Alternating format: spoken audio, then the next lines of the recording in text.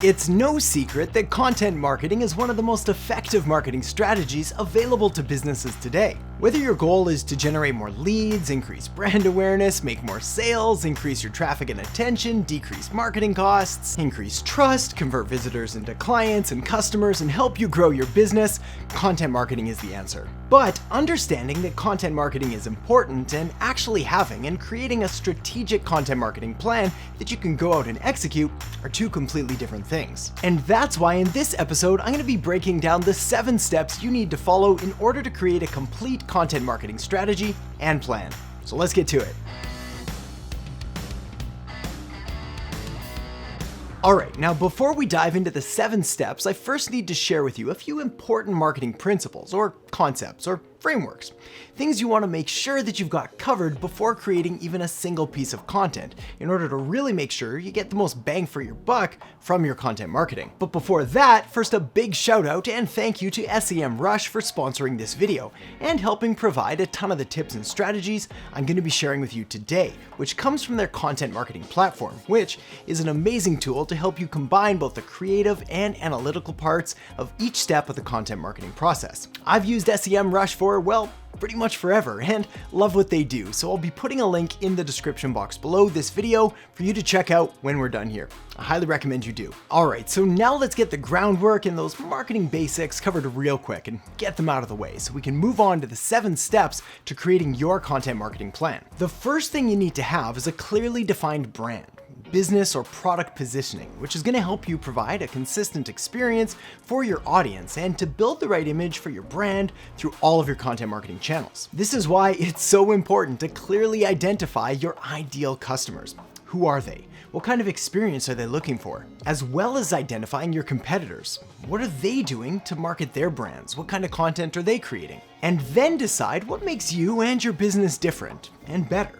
What makes you unique? What problems does your business solve, and what makes it a better choice than your competitors? Next, to establish your business as a credible content provider, you need to define your content proposition. Think about what kind of value you want to provide. How are you going to stand out from other content creators? And why should your audience choose to follow your content channels instead of everybody else out there? Now, a lot of this has to do with rolling up your sleeves and just doing a little bit of research. But a bit of preparation here goes a long way in order to create higher converting content. Anyway, once that's done, it's time to map out your content marketing business goals. What is it that you want to achieve with your content? Sure, providing value and building an audience is nice, but at the end of the day, content marketing is still marketing, which means it needs to drive your business forward and deliver some kind of measurable result. Once you have that covered, it's time to dive in and start creating your content marketing plan. So let's do that now, starting with step number 1, by auditing your existing content. The very first thing you want to do is take a look back through all of your old content for any diamonds hiding in the rough. One of the biggest objections towards content marketing is just how much time and energy it takes to constantly be creating new content. So don't be afraid to recycle and reuse old content. Now, the first thing you want to do is decide on whether a piece of content is worth keeping, worth updating, or just needs deleting, if it's no longer relevant to your business or your offer. From there, you can rewrite or remove old articles published more than, say, 2 years ago that have been getting few or no recent views. You can update old pages that are getting some recent traffic to boost their rankings, and you can quickly review new pages viewed more than, say, 100 or 150 times in the last month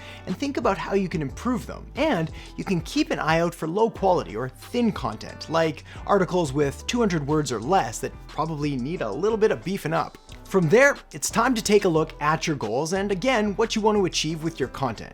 Now, I talked about this briefly earlier, but it's important to identify either KPIs, which are key performance indicators that you can use to judge the success of your content, or OKRs, which stand for objectives and key results. For this, you want to set each goal as a challenge and define 3 to 4 key results by objective. Then measure your goals with a progress indicator of 0 to 100%, and don't be afraid to adapt or update your goals as new information becomes available or if something just isn't relevant anymore. Then we move on to the most important part of all, in my humble but accurate opinion, which is determining and defining your audience, the people that you're creating this content for. This is where it's important to have an idea of your ideal customer avatar and clearly define things like their demographic details like age, gender, income, occupation, their geographic details like what city, state, province, or country they live in, as well as their psychographic details like their values, their attitudes, and their lifestyles. Most importantly though is clearly identifying their pains, their problems, their fears, and their frustrations,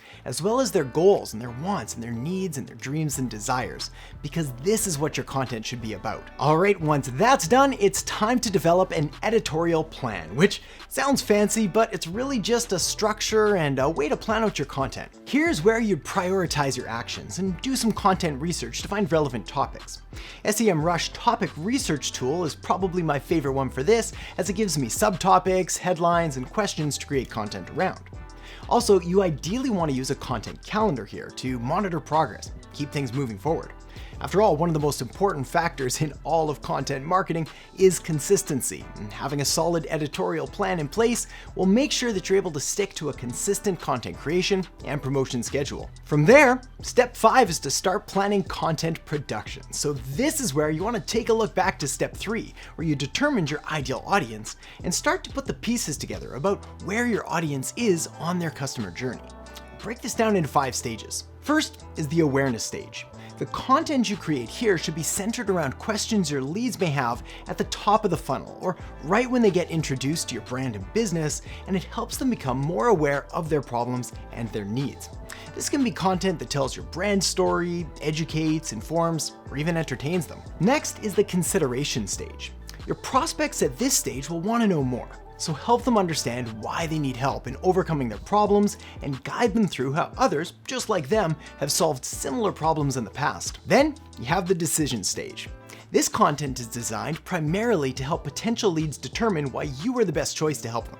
So show them case studies, client reviews, and work samples, which will help them compare you against some other options out there and show why you're the best one for the job. This is followed by the retention stage. So here you show them all the ways to get the most out of your product or your service or your business, as well as ways to solve common issues and let them know about any new features you may have. If you're able to anticipate their questions in advance, you can prevent them and stop them from getting frustrated to keep the client success journey going. And finally, we have the advocacy stage. Your content here should highlight the parts of your brand that'll transform customers into evangelists. This could be things like pieces that showcase your values, or charities that you support, or efforts to give back, or anything about an outstanding team member. The key here is to build loyalty and community. One of the biggest myths in all of marketing is the build it and they will come story, where some mistakenly believe that all you need to do is create really good content or have a really good business and people will find you. But the truth is, they probably won't find you because they're busy. There's a lot of stuff going on out there. This is why having a content distribution strategy is so important. Now, the first thing to do here, and the most important, is again to circle back to step number 3 and to your audience research in order to find out where they're active and present online. Then, go there. It sounds simple enough, but this step is incredibly important and it'll help you avoid what I call the marketing wasteland, which are all the channels and networks and platforms that none of your audience uses. The next thing is to try to schedule and automate your content through the use of something like the SEMrush social media poster, which can help you automate the posting process to multiple different social media networks, which is going to save you a ton of time. As you're doing this, also make sure to pay attention to what's working and what's not, because that's all going to come in handy for our next and final step of the content marketing plan, which is to analyze your content marketing performance. Analyzing your content and how it performs is the best way to understand what type of content is connecting with your audience and will help you determine what kind of content to create next. Fortunately, no guessing or hoping is required, as your audience is going to give you clear signals about what attracts their interest and keeps their engagement the most, making it way easier for you to come up with new content that intrigues them and keeps them coming back for more. Now, the 4 content metrics I want you to pay attention to here are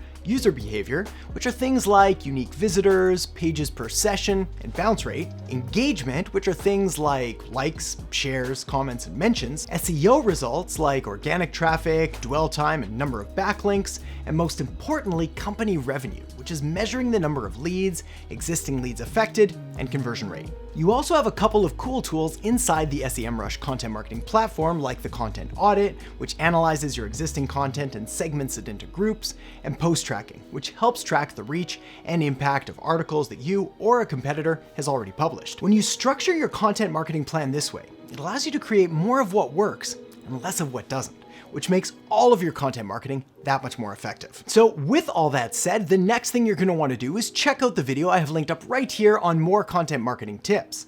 Also, make sure to check out the link in the description box below to learn more about SEMrush's content marketing platform. See you in the next video. But I am talking about creating relevant and relatable content that would be specific to the target market that you're seeking to serve, as well as how you, as an authority or an expert or leader in your field, well, something that would be valuable to them for you to share. Anyway, to tie up this point before we move on to the next one, the quality part, well, quality does come